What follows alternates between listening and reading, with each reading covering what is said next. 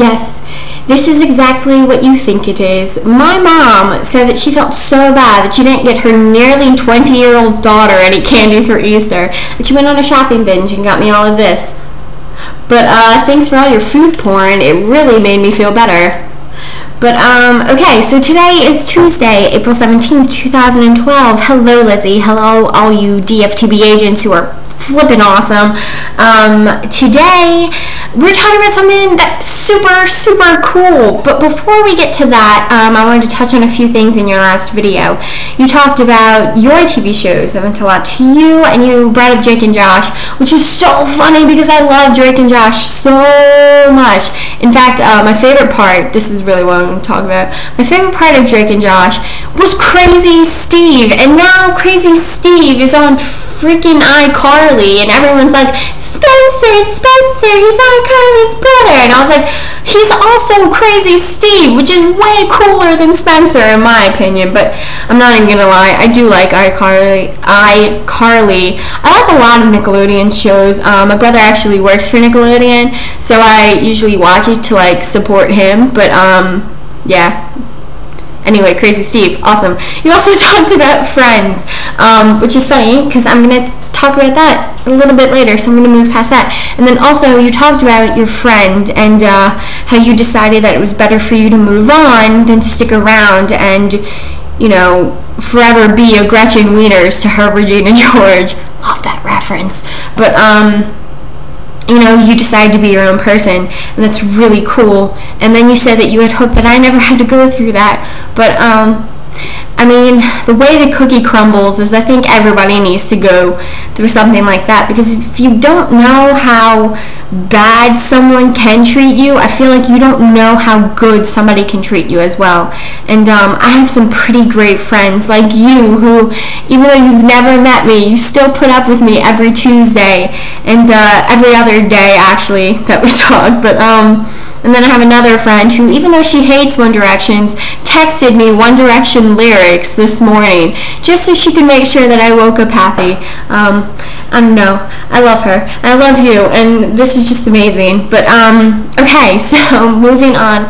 But I am very sorry that you had to go through that. But now you know how good somebody can make you feel too. So in a way, I thank that awful friend that you have, because now you are happy being you, and that is a beautiful person. Okay, so talking about what we are talking about this week, we're talking about childhood memories and how they shaped us, which is pretty amazing. And I have so many memories, but I don't even know like how I'm going to talk about them, so I'm just going to talk and then let them come out. The first one, I'm going to talk about Friends. My mom, I think me and my mom watched Friends one time, and I was like 5 or 6, so I really shouldn't have been watching Friends. I didn't understand any of the jokes, but it was the first time that I actually realized that my mom was a person and not a mom robot.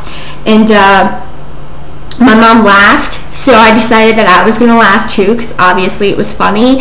And that was the day that I decided that I wanted to be my mother, because I thought she was beautiful and funny and smart. And I don't know, if she thought it was funny, then I was going to think it was funny too. And I'm pretty sure it was that something Chandler was doing, because Chandler's my favorite too. And but yeah, okay, so the next memory is my brother, who bought me Hooked on Phonics. I don't know if you guys have Hooked on Phonics in England, but here, or anywhere else the rest of you live, but here we have this thing, Hooked on Phonics, and it's a reading system. It's got like flashcards and tapes that you listen to and books that you write in to help you learn how to read. And it's actually very expensive. And my brother, who was only 9 years older than me, saved up all of his money because he wanted to buy it, because he wanted to be the one to teach me how to read. And I think that just kind of sets up like my brother and I's relationship.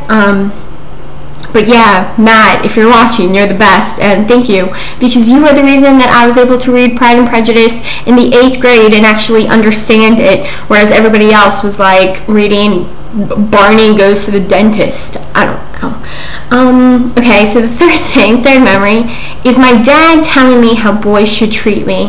When I was 5, my dad open the car door for me, and he was like, he looked at me straight in the eyes, and he was like, if a boy doesn't open the door for you, he obviously doesn't have enough respect for you to treat you the way a gentleman should treat a lady, and a daughter of mine is a lady.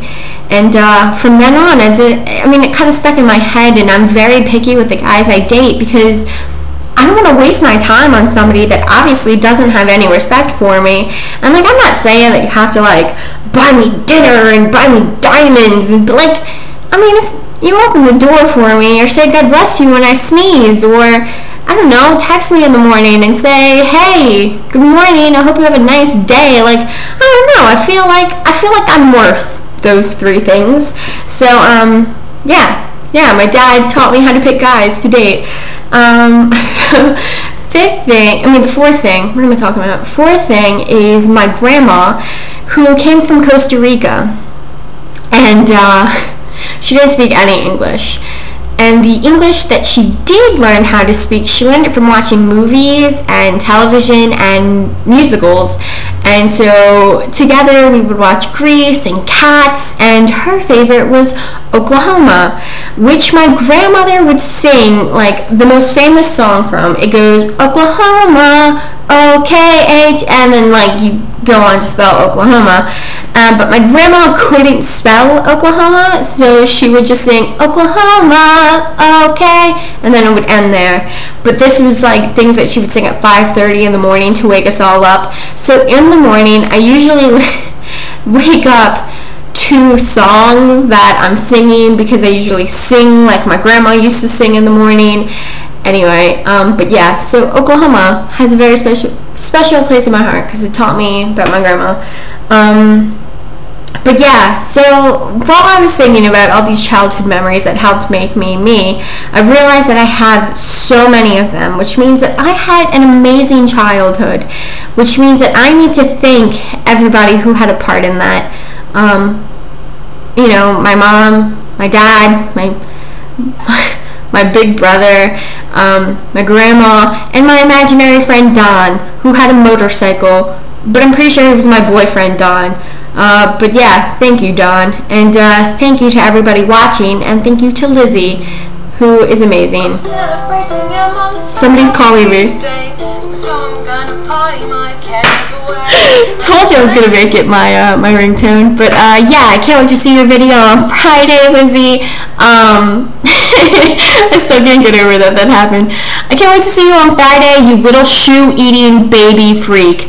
And just kidding, I love you. And everybody else, write your favorite childhood comments down below, because I want to get to know you like you guys are getting to know me and Lizzie. And I can't wait to see you in your video responses, and I can't wait to see you on Friday, Lizzie.